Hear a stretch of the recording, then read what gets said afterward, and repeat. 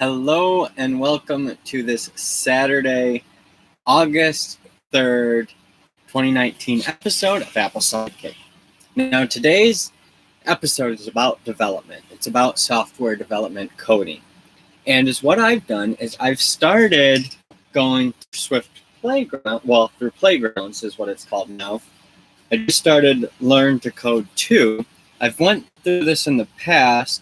I kind of skipped through it. I've done some learning in the past, but this time the major difference is that I'm also going and learning programming through CS50 at Harvard. And on top of that, as I go through this CS50 at Harvard, I'm also going to, after I'm done with that, I'm going to do some courses through Stanford to really create a good foundation for myself. And I'm going to continue to strengthen my Apple-specific knowledge. So while I will be learning from Harvard and Stanford, it's more for foundation alongside with with Playgrounds. And I think it'll give me a good foundation. While I'm learning things in a completely different way, while also listening to the lectures from CS50. And I'm able to rewind and, rewind again. And then it gives you more tools to play with code that are similar to Playgrounds, but made by like MIT. And that's through Scratch. And it's really interesting to see the differences and the parallels. And I really believe it's taking me to a different level. And I'm doing it every single day. A half hour of Playgrounds per day and about an hour of CS50 per day. So an hour and a half per day. And while it's not as much as other people are doing, I'm also doing this Apple Sidekick podcast, the Tesla Sidekick podcast. And with those, they also inspire me to do some development research and understanding through that. So it really isn't just software, it's hardware, it's a culmination of all this stuff together with human psychology, and that's why I have multiple other podcasts as well. It's really interesting to think about where I've come from. And I took some computer programming with Visual Basic in high school. And to see where things are at now, it's just a whole different level. There are parallels for sure. But the possibilities with computers. When I learned programming, it was in 2001. I was in computer programming class when the World Trade Center was struck. We're using floppy disks, 3.5-inch floppy disks, like 1.44 megabytes on those. And that's what we were using to learn Visual Basic. And not that, you can still use that type of, that small of programs, but, in text documents, code doesn't take up much storage. But you didn't have nearly the tools that you have now for learning. Like, that's the thing, the learning part. Yeah, we could still do the basic underlying coding, but the learning aspect was so much more difficult. Now you can just pull up your iPad, start learning.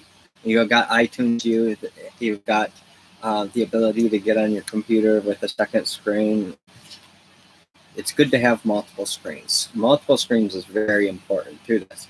But you can literally create a college-level syllabus for yourself, a college-level experience for yourself. You can follow the syllabus, the college-level curriculum for you with iTunes with Harvard, Stanford, all these other universities out there have put their content out online for free.